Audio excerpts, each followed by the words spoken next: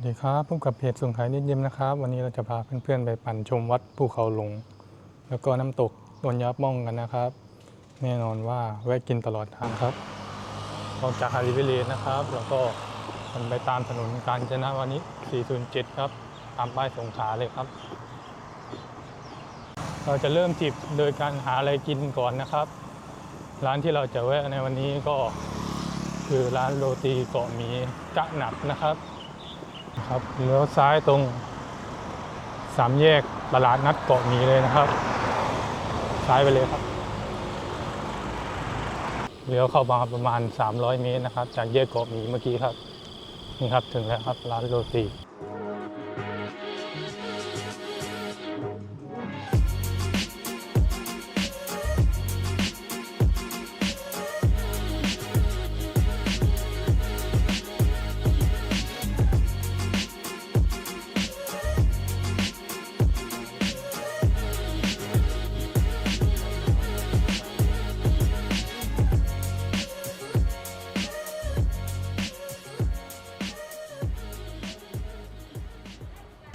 หาอะไรลงท้องเสร็จแล้วเราก็ปั่นกลับมายังเส้น407เหมือนเดิมนะครับเราจะอยู่เส้นนี้ประมาณ4 กิโลเมตรแล้วเราจะเลี้ยวขวาที่แยกไฟแดงที่2นะครับให้สังเกตสะพานลอยคนข้ามนะครับ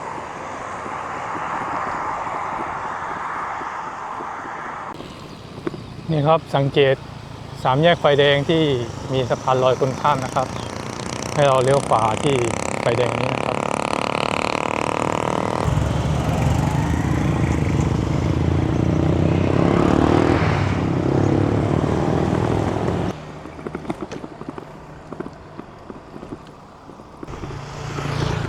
นี่ครับเจอแยกตัววายนี้ให้เราเบี่ยงซ้ายไปเลยนะครับ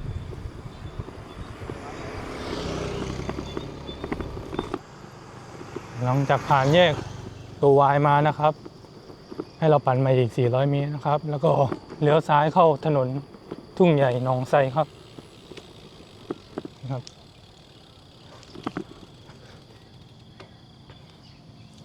นี่ครับถนนทุ่งใหญ่หนองไทรนะครับให้เราเลี้ยวซ้ายตรงนี้เลยครับ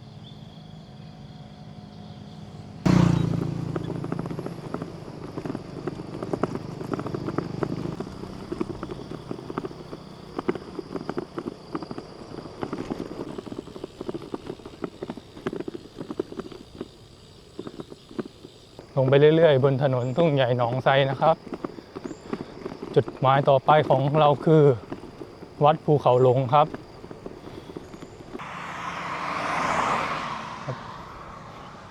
ลงไปเข้าถนนบ้านป่าโกบ้านป่าแกเลยครับ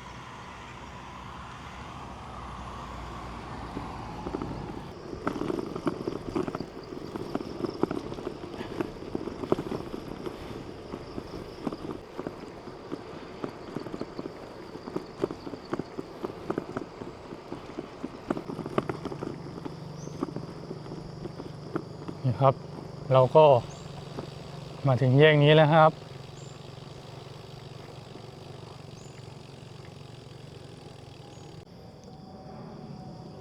มาถึง3 แยกนี้นะครับให้เราตรงเข้าไปทางจีนะครับทางธรรมดาเราจะไม่ไปนะครับไปครับเลยครับเส้นทางเป็นดินอ่อนๆค่อนข้างเยอะนะครับปั่นลำบากครับแล้วก็เข็นกันอีกแล้วครับวันนี้รู้สึกว่าจะเข็นกันทุกทีเลยนะครับบางจุดก็เป็นหินลอยนิดนึงนะครับถ้ากลัวรถรั่วก็เข็นนะครับใช่ถ้าเราปั่นมันก็จะดูดนะครับ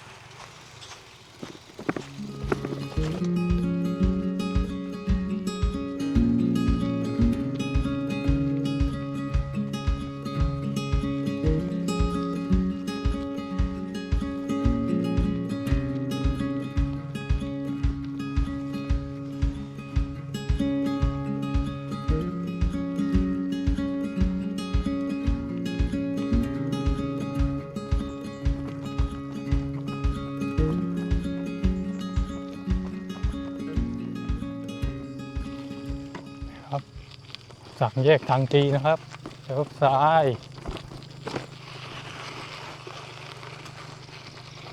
ก็ตามด้วยเลี้ยวขวานะครับเข้าทางจีเหมือนเดิมครับ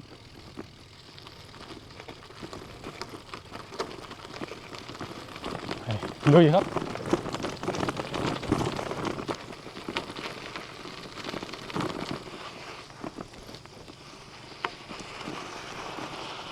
เส้นทางค่อนข้างสวยงามเลยนะครับในนี้เป็นป่าทั้งหมดครับ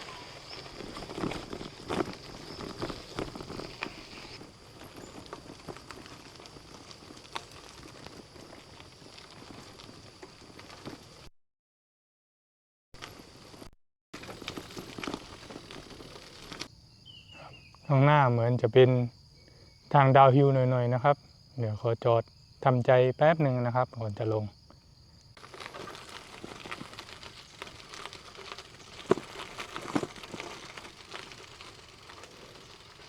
โอ้ลงเข็นดีกว่าครับทางค่อนข้างอันตรายนิดนึงครับ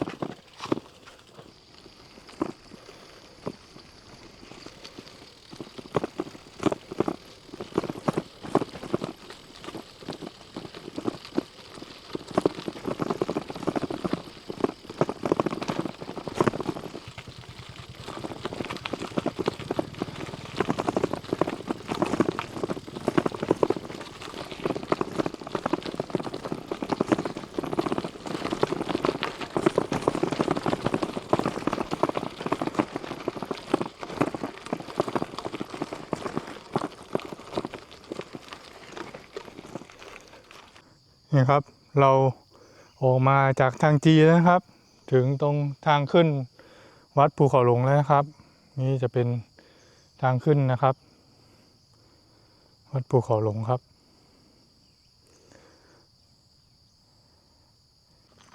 ไปครับพร้อมแล้วก็เตรียมปั่นขึ้นเขากันต่อเลยครับ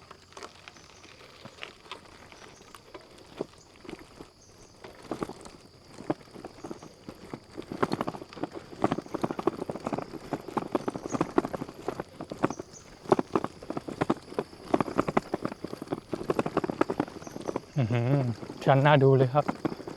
ทางนี้ทางก็ค่อนข้างชันเลยทีเดียวครับพักชมเสียงธรรมชาติสักครู่หนึ่งครับไปครับไปต่อ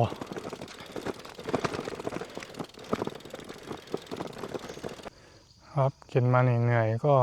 จะมีป้ายให้กำลังใจด้วยนะครับเขียนว่าถ้าเราเหนื่อยก็ให้พัก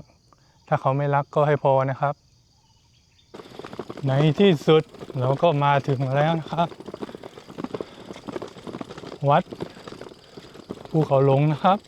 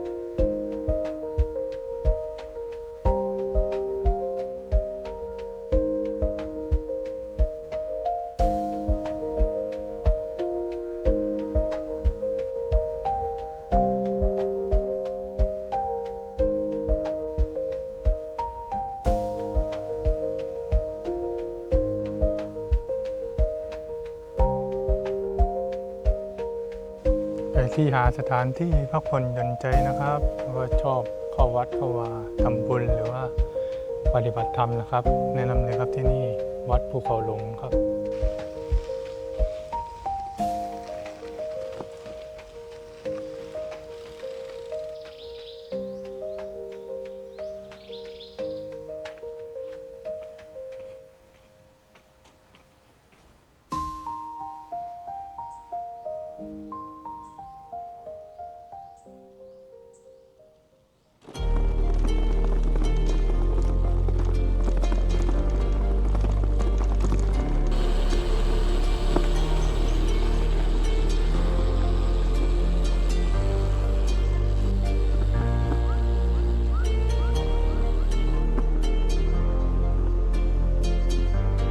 พอเข้าถนนลาดยางนะครับเจอ3 แยกนี้ให้เลี้ยวขวานะครับเลี้ยวขวา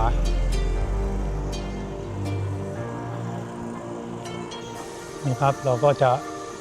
มาโผล่ประตูทางเข้าวัดนะครับใครที่อยากมาแบบสบายๆนะครับก็ให้ปั่นมาตามถนนเส้น3005เลยนะครับก็จะเจอประตูทางเข้าวัดนะครับนี่ครับประตูทางเข้าวัดภูเขาหลงก็จะเป็นแบบนี้นะครับ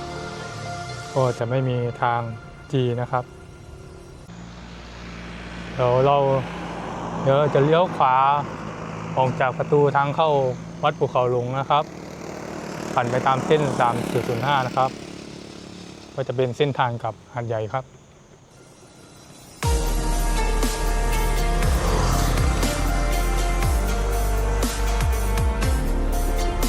ผ่านมาเรื่อยๆบนเส้น3005นะครับเราก็เจอสี่แยกไฟแดงท่าข้ามนะครับให้เราตรงไปนะครับก็เราจะแวะกินข้าวกันที่ร้านใกล้ๆสี่แยกนะครับ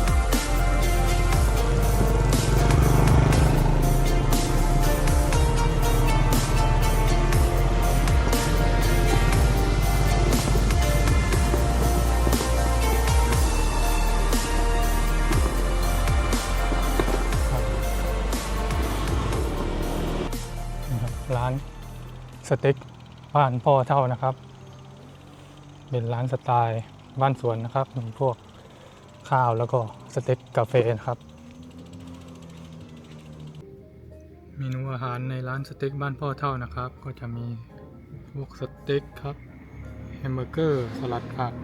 สปาเกตตี้นะครับพวกข้าวครับแล้วก็เครื่องดื่มนะครับอาหารทานเล่นนะครับราคาก็ถือว่าไม่แพงครับ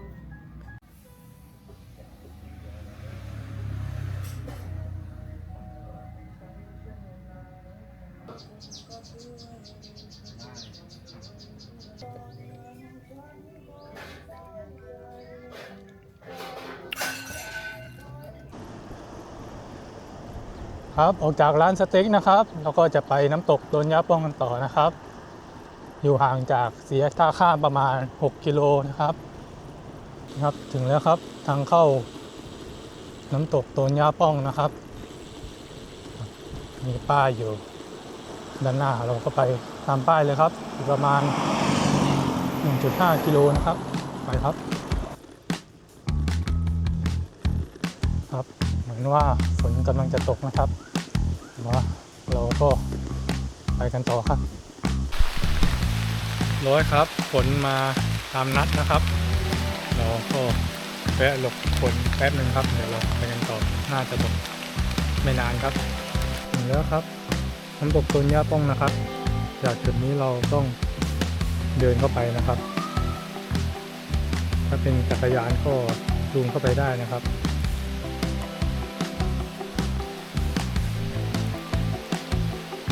บรรยากาศตรงทางเข้าน้ำตกโตนยาป้องนะครับ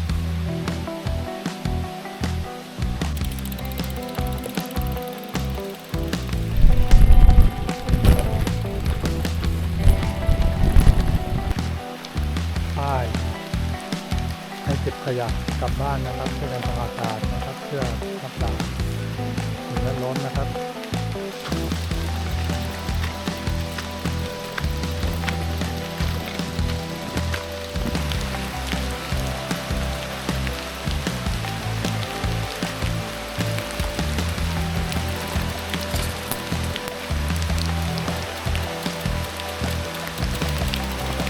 ว่าจะพาเพื่อนๆมาเล่นน้ำตกนะครับ แต่ว่าก็เปียกตั้งแต่ยังไม่เล่นเลยครับก็น่าจะลงไปตรงนี้นะครับ เพื่อไปเล่นน้ำครับเดี๋ยวเราจะลองลงไปดูกันถึงแล้วนะครับจุดเล่นน้ำของน้ำตกตัวยักษ์บ้องนะครับเราจะลงไปทางนี้นะครับรถก็นี่ครับหาที่จอดไว้ตรงนี้เลยครับ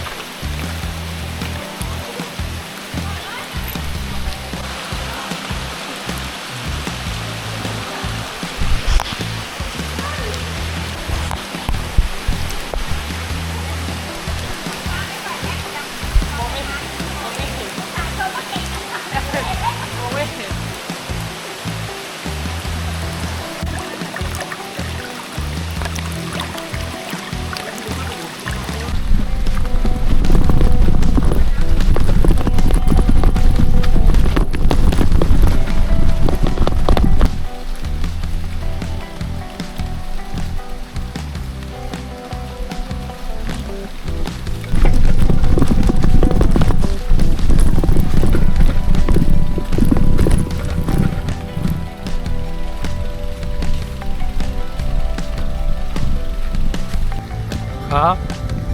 แล้วก็ออกจากน้ำตกตัวยับบ้องนะครับวันนี้ไม่ได้เล่นน้ำเพราะว่าคนเยอะไปหน่อยครับใครที่จะมาก็แนะนำมาช่วงเช้านะครับคนจะน้อยครับเล่นน้ำได้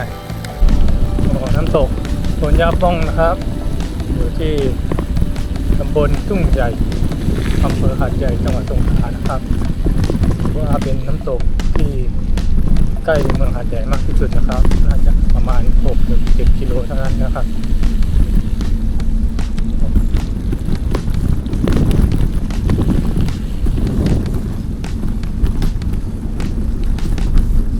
ครับ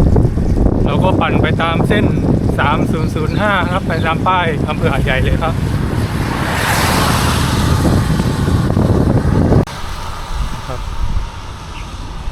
เจอสีแยกไฟแดงครับเขาเลี้ยวซ้ายนะครับเพื่อเข้าเมืองหาดใหญ่ครับ